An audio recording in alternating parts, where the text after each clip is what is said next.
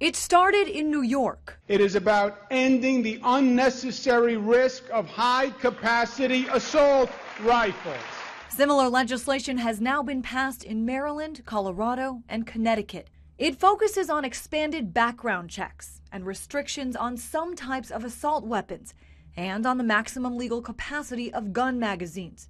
Victories for gun control advocates, but measures the NRA says don't pass legal muster. So a lot of that stuff strikes me as unconstitutional, and we're certainly going to find out if I'm right because we're going to court. The NRA has already joined in the lawsuit in New York and now vows to take the fight to the courts in Maryland and in any state that passes similar laws.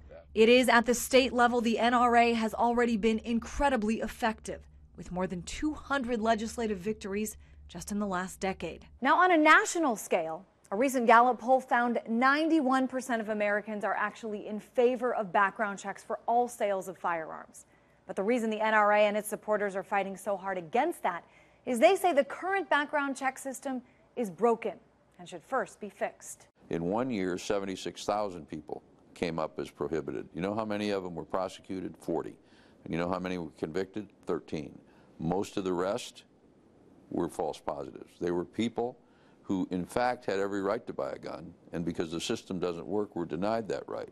As family members of those killed at Sandy Hook Elementary School spent this week pleading with U.S. lawmakers on Capitol Hill, the NRA is standing strong, calling most of the new federal proposals also purely political. If you ask that politician the question, now how did what you do, how will that prevent another Sandy Hook or the robbing of another 7-Eleven?